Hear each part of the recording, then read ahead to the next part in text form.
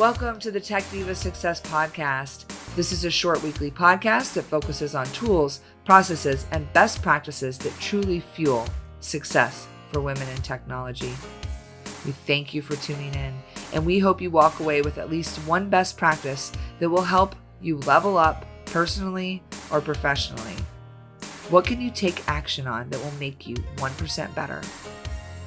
This show gives us space to grow that amazing potential you have inside of you by bringing you guests from all walks of life and allowing them to share their success secrets with you. I'm your host, Nicole Scheffler, and I consider myself a tech diva with over 15 years experience in a technology career.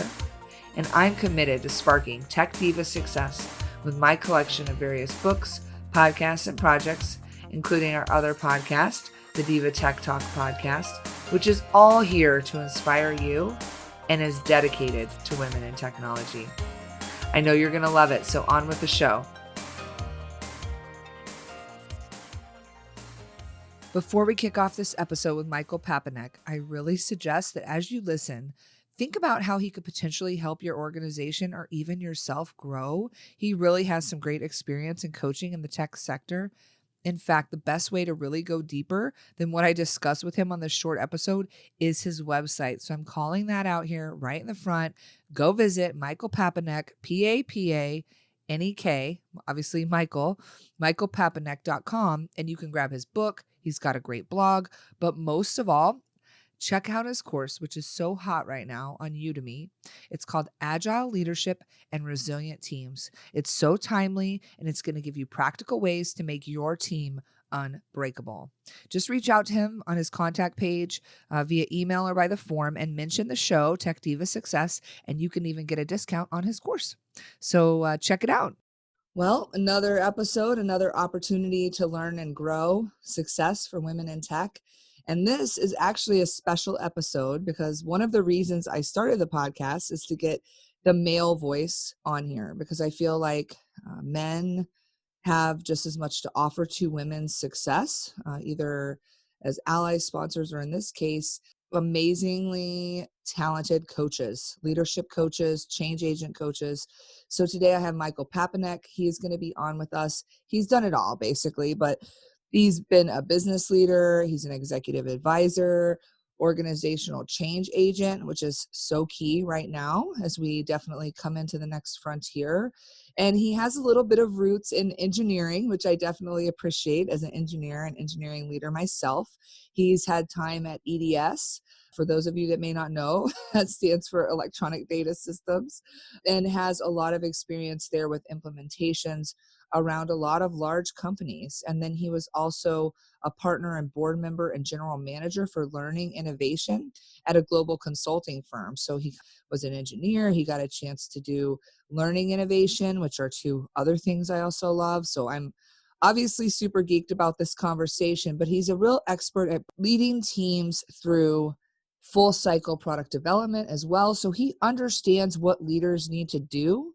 But now he's spent the last over 20 years making sure that they can do it, that they have the skills as a leader, that they have the advice that they need for both them and their teams to make it successful. He also is an author, so got to call that out. He has a book, From Breakdown to Breakthrough, Forging Resilient Business Relationships in the Heat of Change. Wow, another totally relevant book. If I don't have you already, then stay tuned because you are going to love Michael. He again helps cultural change to increase stakeholder satisfaction, achieve new business outcomes through improved self-awareness and strategic thinking. And he uses this action learning methodology, which is focused on real life business outcomes. Imagine that as a vehicle for gaining new leadership skills. He's also got some roots in his family, which is also very cool, with his grandfather, who's a social scientist and did a lot in organizational development. So, wow, what a background, Michael. Thanks for joining the show. Well, I'll never live up to that intro, of course. I'm under pressure now. But no, seriously, I am humbled and honored, and thank you very much. I'm really pleased, as you say, to be one of your male voices. Obviously, we're not going to achieve what we all want to achieve without men being part of it. but I'm certainly honored and humbled to be able to coach a lot of female leaders. And so I'm working right now with about a dozen different executives, mostly in Silicon Valley and other parts of the world, but female executives. So, I'm really pleased to be able to participate here. Yeah, and again, that was the goal of my new show. I have another Mhm. podcast which tells the story of women in tech careers, and that's really hard if you're not a woman in tech to tell your career. So it was a little limiting, and that's why this show is here for coaches, trainers, yoga experts, because I think everyone has something to offer. But the fact that you've been in technology and you've led these leaders gets you primed specifically for the mission of this show. So I know that you help build resilient business relationships, but what are some aspects? What does that really mean to you to say a resilient business relationship? Yeah, so as you say, I've been doing this, especially as a coach, since 1994. And so I've seen a lot of change, and I've been very lucky to kind of participate and observe the really big trends. And so, even what we expect from a leader, what leaders were expected to do, frankly, that long ago, or even longer, before I became a consultant, but I was in organizations, that's really changed. And so, the idea that relationships matter, this is not controversial now. There was a time where we had to sort of say, hey, every business is a relationship business, so there's a bottom line focus. What people now know is that it's not a dichotomy, it's not a choice between.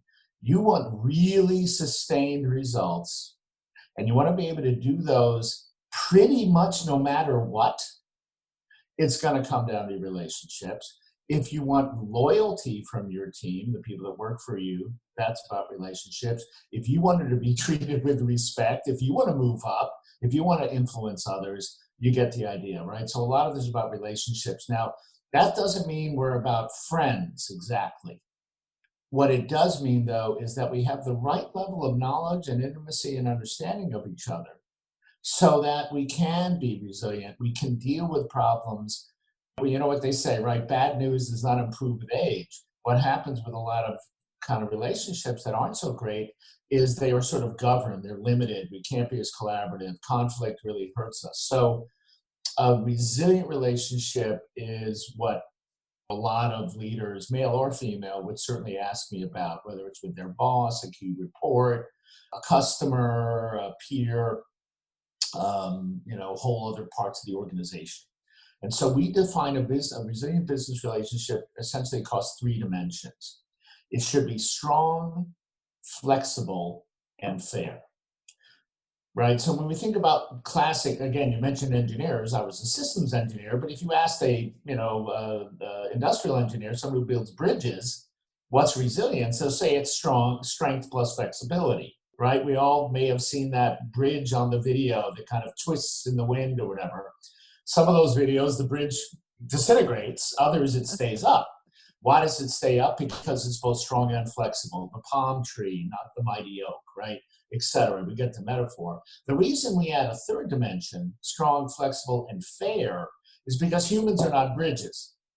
And so if you think of what keeps you up at night, if you think of sometimes even why people leave a whole organization and they'll go through all that trouble, it'll often be because of a perceived lack of fairness. And so fairness is really important to resilience. And so strong, what do these three mean? Just to kind of double click a little bit deeper. So a strong relationship is a relationship that really creates meaningful value, right, Nicole? You couldn't just, if you imagine, you go, boy, this would be a hard relationship to replace. It's not superficial. It's meaningful to my business or my career or my ability to do my job. So it's an important relationship because of the value it creates. And again, a resilient relationship creates value for both parties. We like to say 1 + 1 should equal 3, right? There should be synergy. There should be something like, wow, the thing that is Nicole Michael as a relationship is more than just Nicole plus Michael, right? There's like an exponential impact. So that's what we want. It's like impacting women in tech. Exactly. That's right. That's right. This is the multiplier of a strong relationship, right? And then a flexible relationship, pretty clear, right? It can flex. So sometimes people and relationships are pretty locked in. And so that works. But then, of course, something changes. By definition, something is always changing. That's why leaders have to make decisions, because the world doesn't stay static. Well, how are those changes impacting our business relationship, and do they destroy it or do they maintain it?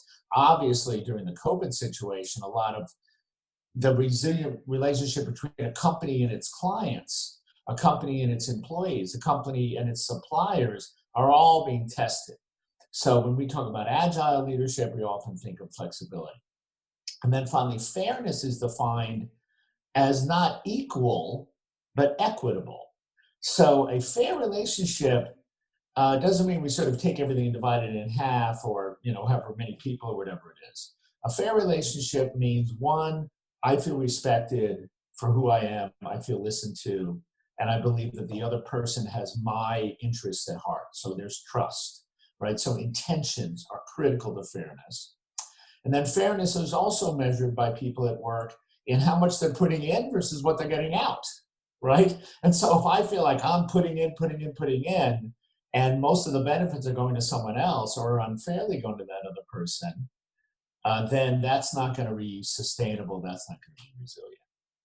Yeah, what I really love about those 3 points and what I took away is strong as that two-way value. I think a lot of business books talk about bringing value to every relationship. What do you bring? What do they bring? I love what you pointed out there.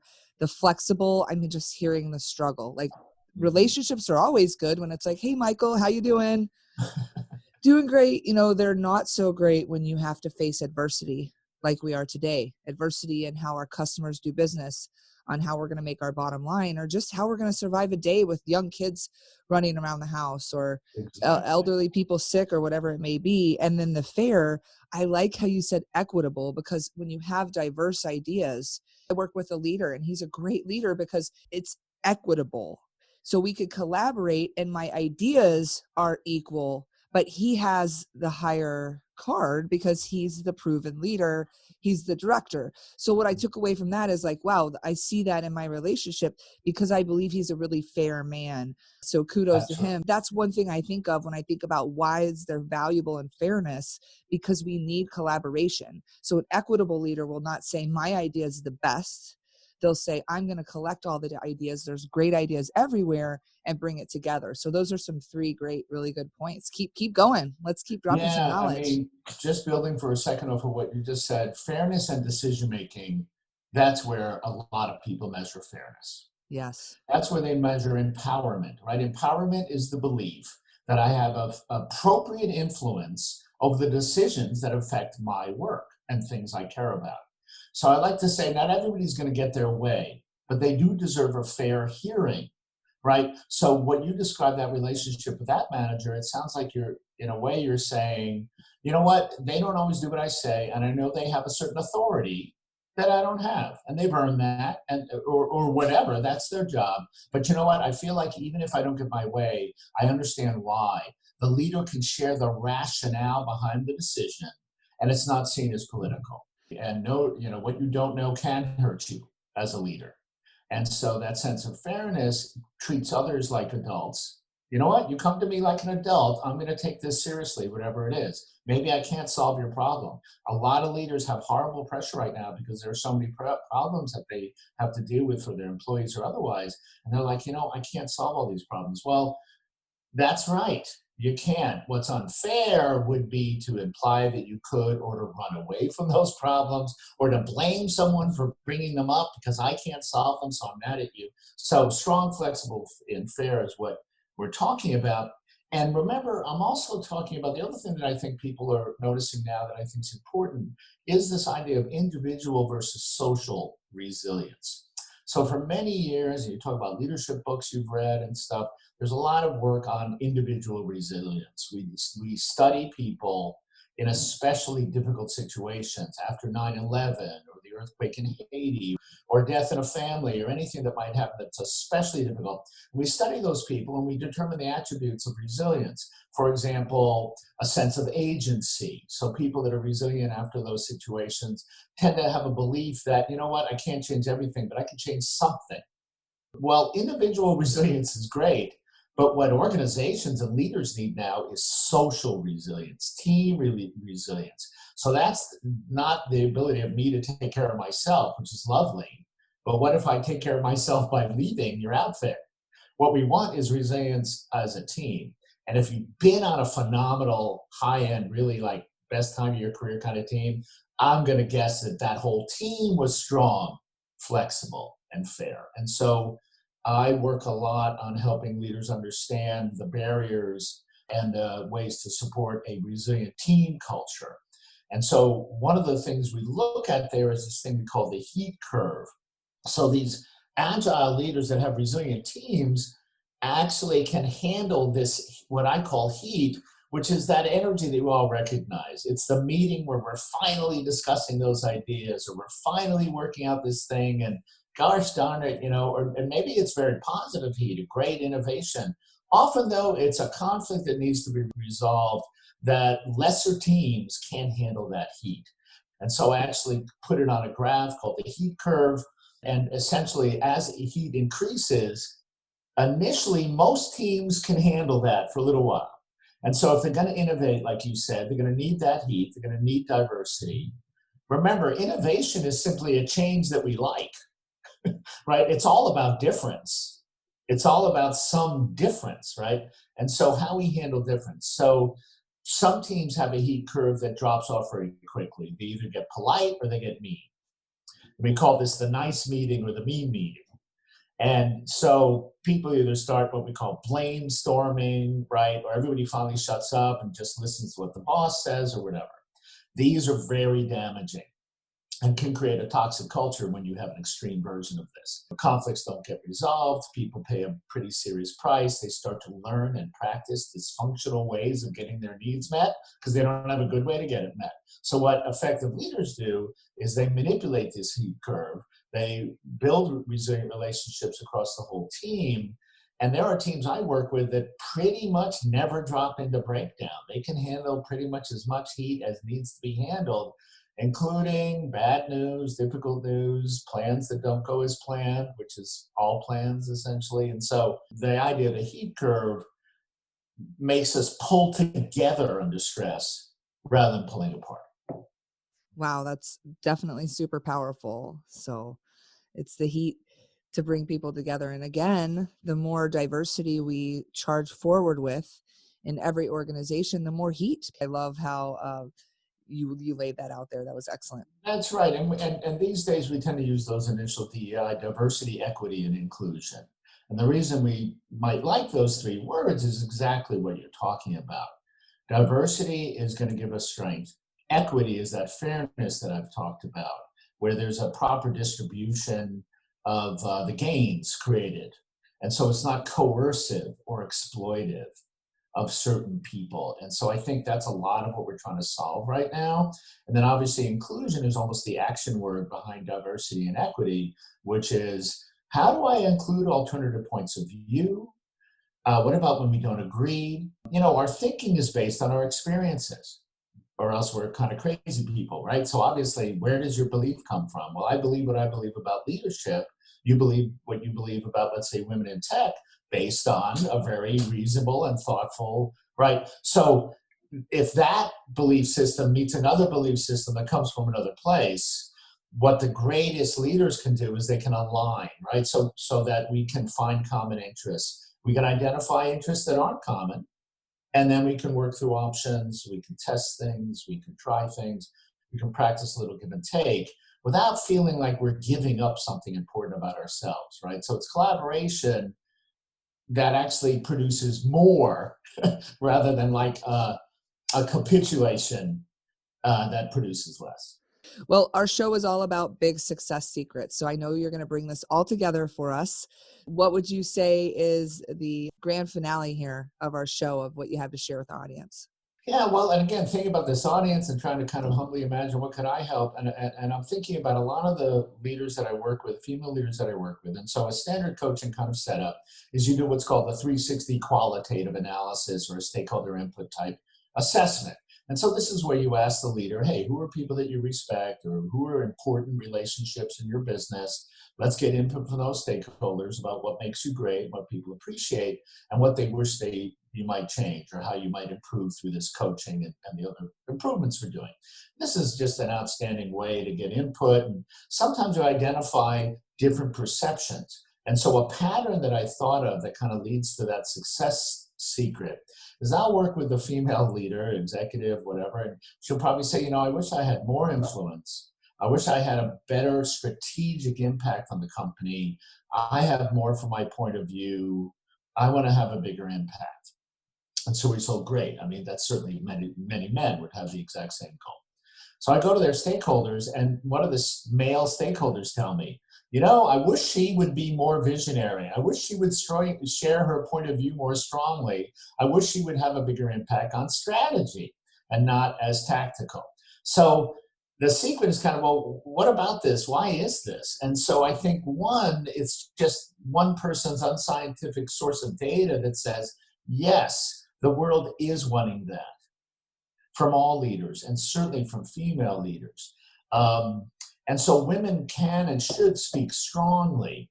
What I find is sort of this almost ironic pattern is they do something that a female leadership coach, a friend of mine, coined the term bubble wrapping your communication. So what unfortunately women might sometimes do is sort of bubble wrap, right? So what do we do with bubble wrap? We get rid of all the hard edges. But you know what? It's the hard edges that make the impact. That's the choice. That's the decisiveness. And so, yes, I want people to hear my ideas, but I actually don't get them heard better by bubble wrapping them. What I want to do is be really clear and strong. And so one might say, yes, but when I try to do that, sometimes these fellas or other people don't react that well. And so, yes, that's true. And so the way through is to be very clear with your intention. You might say, again, it's not bubble wrapping, it's just clarifying your intention. I'm concerned about this because of something we've tried before. I need to share with you that experience because I have a real concern about this. Or I have an exciting idea that I think might meet all of our needs even better. I'm going to share that with you. Or, you know what, it's my job to have a vision for design at our firm. And so here's, as the head of design, here's the design vision. And, let's see how we can work with that. So I would say that's the secret, is that women should not bubble wrap, even though they may have learned to from the people around them. I think that may come from us just taking care and nurturing and wanting to Sure. nurture and make it safe. But I love the challenge that you've thrown out today for all of our listeners out there. How can you be more strategic? What can you do right now? What idea do you have that you That's could right. bring into the now and share with your boss next week, or get ideas from your team that is, using the equitable, right? Can you source some And I'm going ideas to from your tell team? you, more people are rooting for you than you know. Right. So when you're doing that and it feels risky and you feel that heat, oh boy, I just went up the heat curve. I just told the boss they're wrong, or whatever it might be.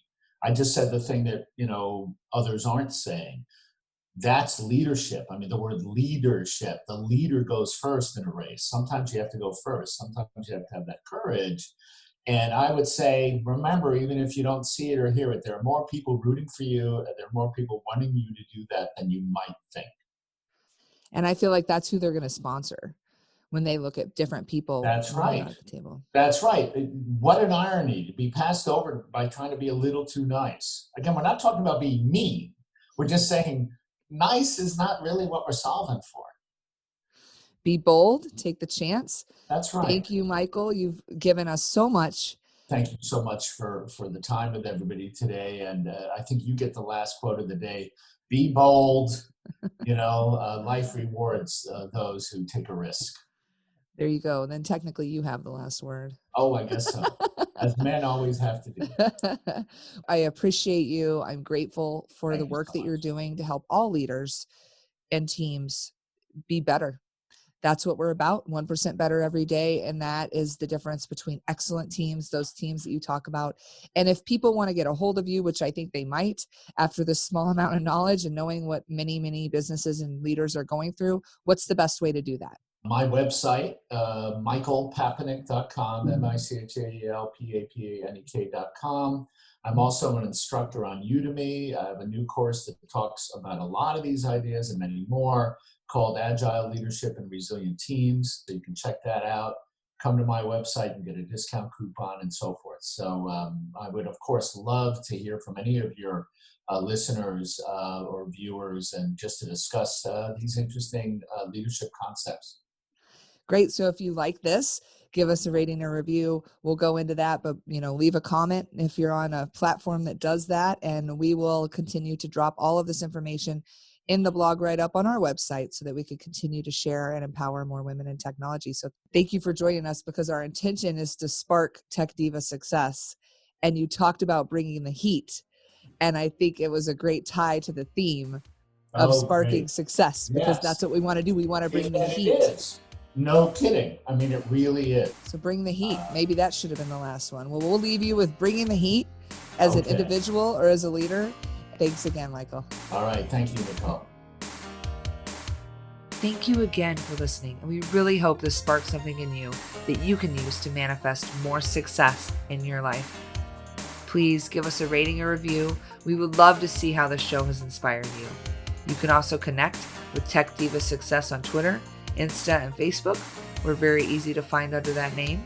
And we hope this episode was fire for you.